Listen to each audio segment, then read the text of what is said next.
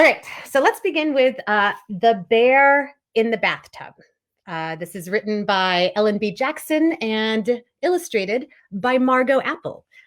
This is one of my favorite memories is when, I don't know how many of you guys remember this, if there are those that are old enough to remember this, but when they would read stories and they would show you the pictures. So, all right. Once there was a little boy who didn't like to take baths. Every night, his mother would call, "Andrew, come take your bath." And Andrew would yell back, "No, I don't like baths. I want to watch TV." But every night, rain or shine, Andrew's mother saw to it that Andrew took a bath. It's not him in the bath, but it's him watching TV. One night, Andrew's mother ran the warm water in the bathtub, opened the window, just a crack, to let the steam out, and went to call Andrew. Andrew sighed, turned off the TV set, and went into the bathroom.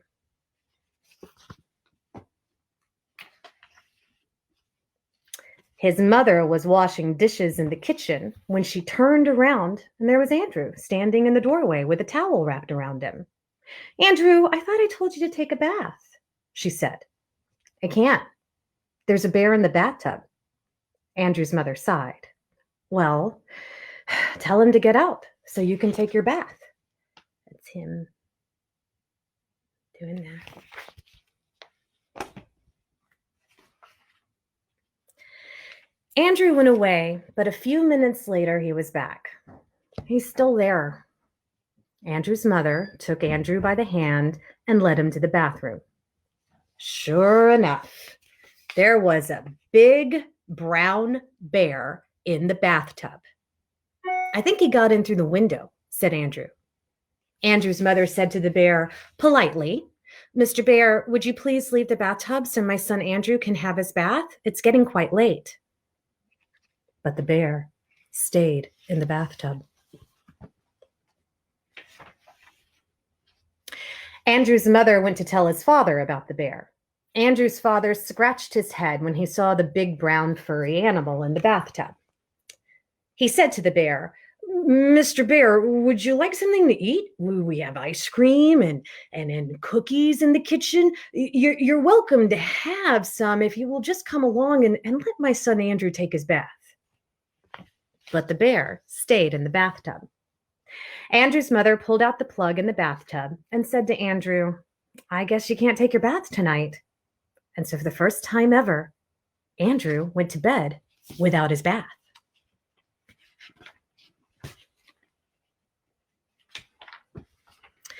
The next morning, the bear was still in the bathtub. It was a school day, so Andrew's father drove Andrew to school. At recess, the teacher called Andrew over and said, "Andrew, your face is dirty. Didn't you take a bath before school?" Andrew said, "I couldn't. There's a bear in our bathtub." The teacher didn't quite know what to say to that, so she just said, "Oh."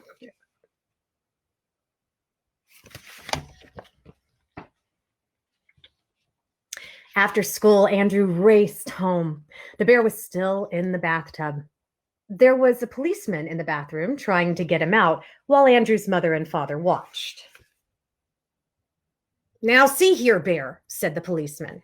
"This will not do at all. I'm afraid I'll have to take you to jail if you don't leave this bathtub right now." The bear just looked at the policeman. The policeman grabbed the bear's leg and began to pull, but nothing happened. The bear was too heavy. Finally, the policeman went away shaking his head. And again that night, Andrew went to bed without his bath. The next day at school, the other children didn't want to play with Andrew. "You're so dirty," they said. "Why doesn't your mother give you a bath?"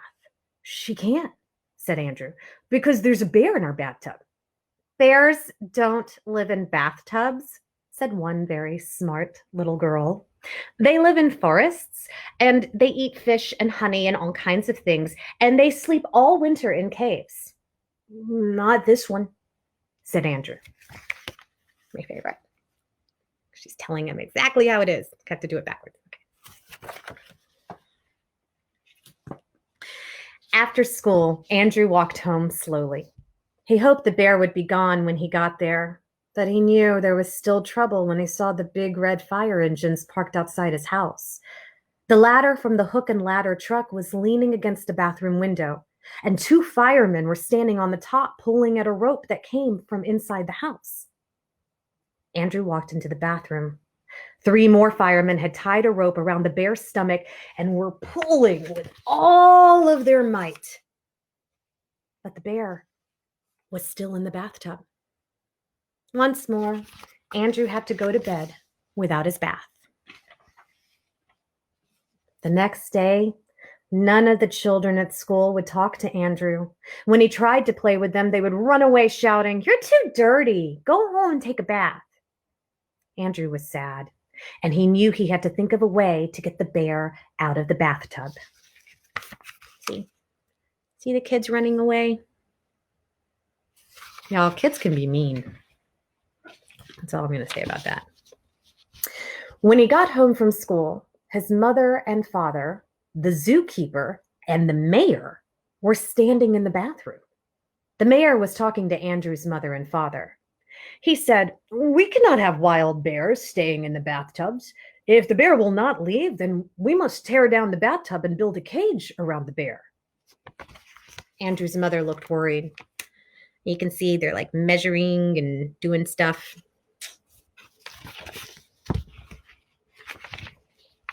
"But we don't need a bear in the bathroom. We need a bathtub," she said. "Well, it must be done," said the mayor. "Wait, I have an idea," said Andrew. He went over to the bathtub and turned on the warm water. As the water was rising, he gave the bear a bar of soap and his special bottle of bubble bath. Then he went into his room and got his toy boats. He brought them back and put them in the water.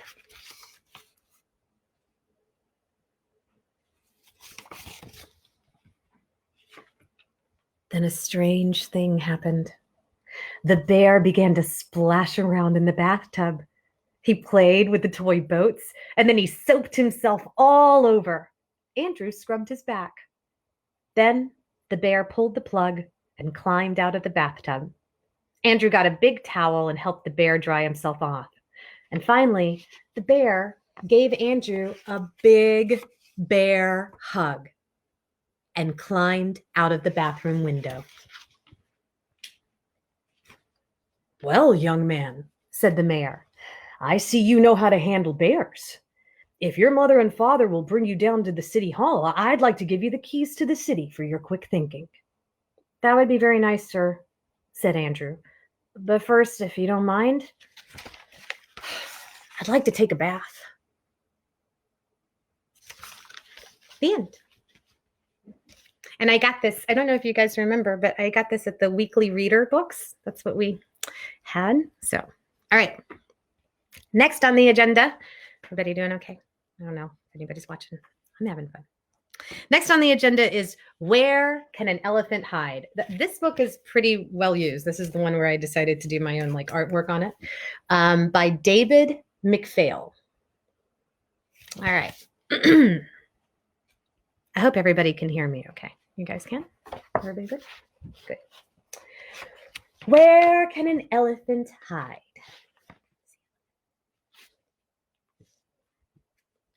One day, Morris the elephant was playing hide and seek with some of his friends. Morris didn't like playing hide and seek because he was always the first one found.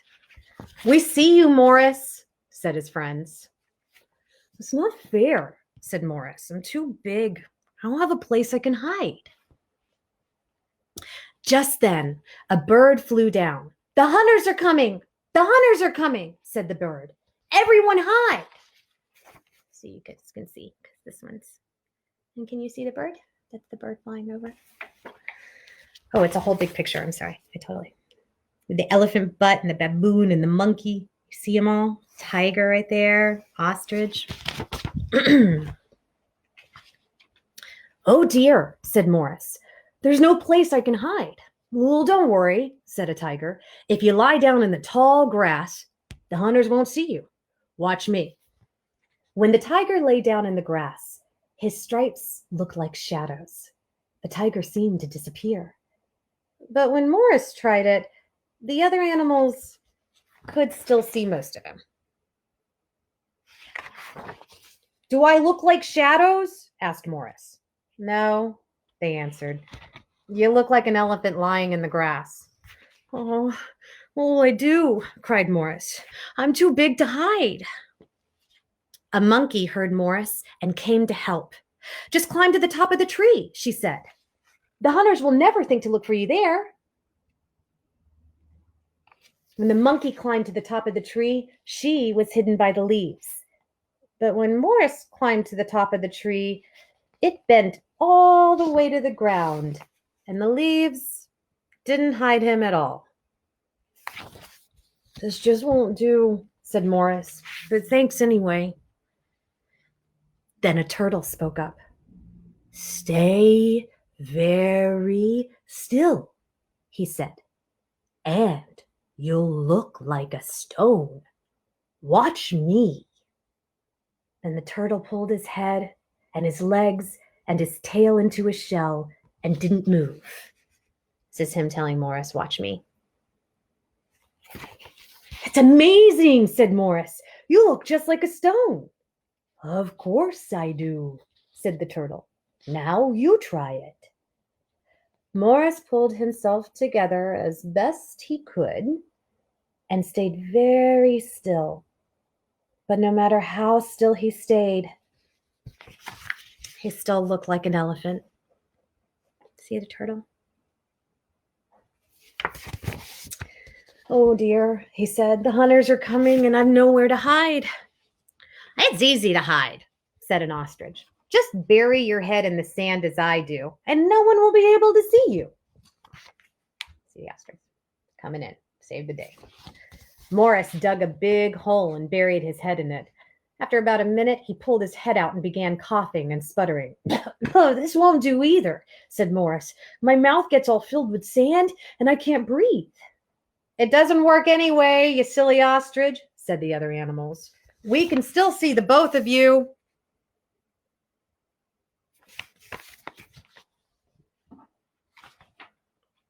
This book's falling apart as I hold it. A baboon tried to be helpful. "You can hide in my cave," he said. "It's so dark in there the hunters will never see you." Coming up to help Morris, all of his friends. Can you guys see it? I got it. There we go. But not all of Morris could fit into the baboon's cave. Only half of him could. And the half that couldn't looked very much like the back half of an elephant. "What am I going to do?" sighed Morris. "The hunters are coming, and I don't have a place to hide." "I have a few feathers I don't need," said an old parrot. "Maybe if you wear them, you'll look like a bird." Morris rolled in some sticky mud and then jumped into a pile of feathers. Wait. There you go. See him getting ready? "There," he said, standing up. "How do I look?" The other animals laughed and laughed. "You don't look like a bird at all. You look like an elephant with feathers." Now Morris was very upset. He sat down and began to cry. There," said the other animals. We'll think of something." See how they gathered around him? Sat down to be with him? They scraped off the mud and feathers, and all night they sat with Morris, trying to think of a way for him to hide from the hunters. But no one could think of anything.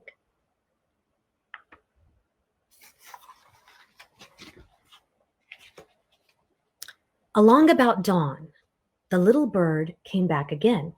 "The hunters are almost here," she said. "Why aren't you hiding?" See how she found everybody, having stayed up all night? "We're trying to think of a way for Morris to hide," the animals answered. "Follow me, Morris," said the bird. "I think I have an answer." Morris followed the bird to the river, her leading the way. to the rescue. Wade to the deepest part of the river and sit down, ordered the bird. If I do that, I'll drown, protested Morris. If you breathe through your trunk, you won't, the bird explained. Now hurry, the hunters are coming. Okay, see? Morris sat down, and not a moment too soon, for just then the hunters came paddling up in their canoe. See them coming around the bend?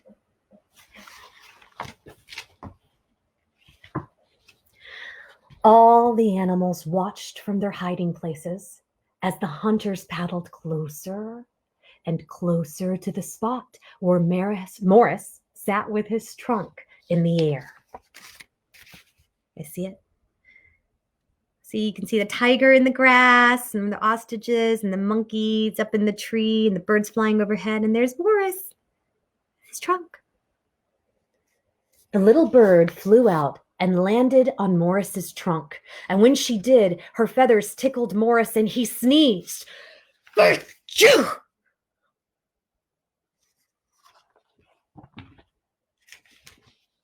The hunter stopped and stared at the little bird, perched on what looked like a log sticking out of the water. Did you hear that bird sneeze? Asked one of the hunters. Yes, said the other hunter. It sounded just like an elephant. Then they both laughed loudly and went on until they disappeared for good around the bend of the river. See, they're leaving. They're going, and Morris can come up for air, and everything's okay. All of the animals are very happy, and Morris was especially happy because he'd finally found a place to hide. They danced and sang and laughed all day, and when the other animals were too tired to continue, Morris was still going strong.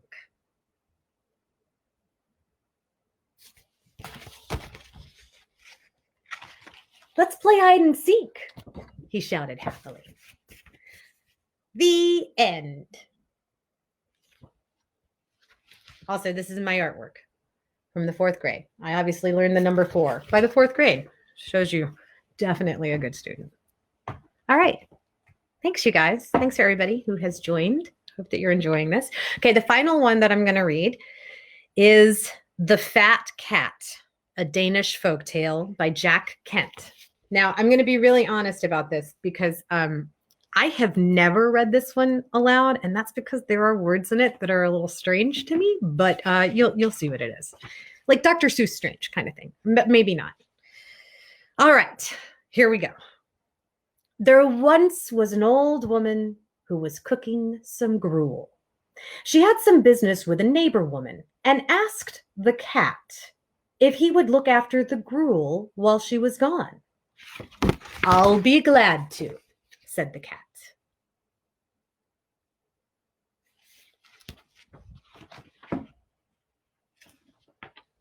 But when the old woman had gone, the gruel looked so good that the cat ate it all.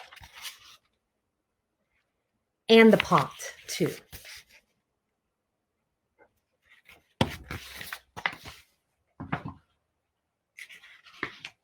When the old woman came back, she said to the cat, Now, what has happened to the gruel? I'll go ahead and pick this up.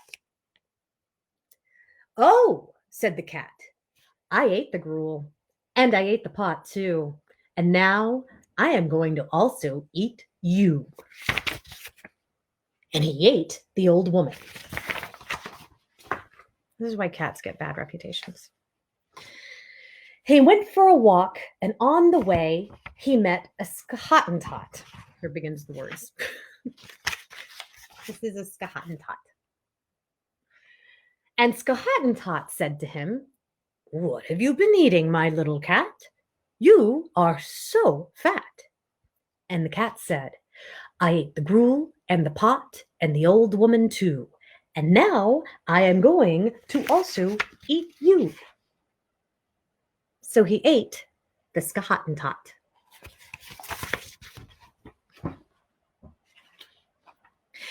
Afterwards, he met Skolinkenlot. Skolinkenlot said, "What have you been eating, my little cat? You are so fat."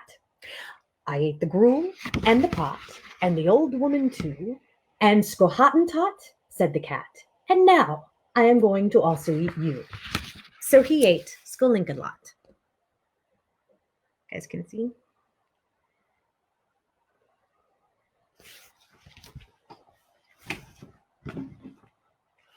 Hey, Mallory, I see you. Next, he met 5 birds in a flock, and they said to him, "What have you been eating, my little cat? You are so fat." That's what birds in a flock look like. "I ate the gruel in the pot and the old woman too, and Skahottentot and Skolinkenlot, and now I'm going to also eat you." And he ate the 5 birds in a flock. See how big he's getting? Not to body shame. I'm not body shaming. I'm not body shaming the cat. Later, he met 7 girls dancing, and they too said to him, "Gracious, what have you been eating, my little cat? You are so fat." And the cat said, "I ate the gruel in the pot and the old woman too, and Skohottentot and Skolinkenlot and 5 birds in a flock, and now I'm going to also eat you." And he ate the 7 girls dancing.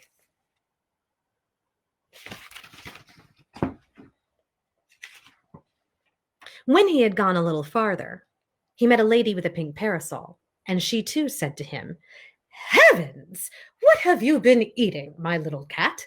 You are so fat." Just his belly. That's all can make it in there. It's his belly in that picture. "I ate the gruel and the pot and the old woman too, and Skohottentot and Skolinkenlot and 5 birds in a flock and 7 girls dancing, and now I'm going to also eat you." And he ate the lady with the pink parasol.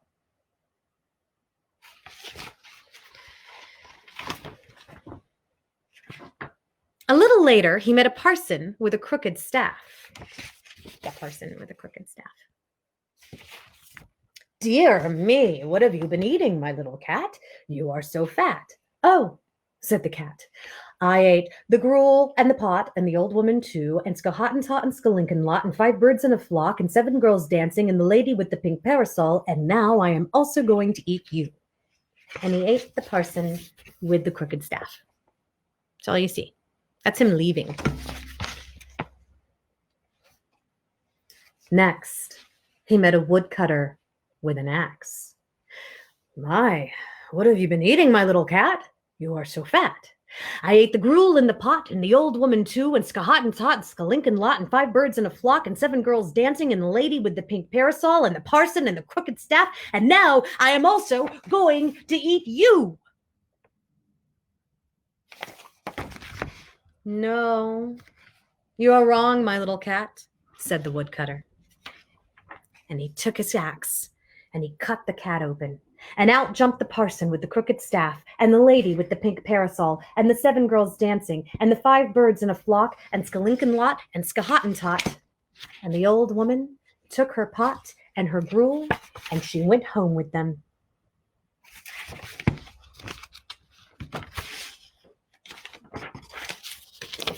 The end. See, and the kitty cat's okay. Just so you know, they put a bandage on him and he's fine. And he's going to behave. And that was it. Those are my 3 books today. I read The Bear in the Bathtub, Working an Elephant Hide, and The Fat Cat. And I had a blast. And I hope to come back and share more short stories with you. Thanks again for joining. I appreciate it, guys.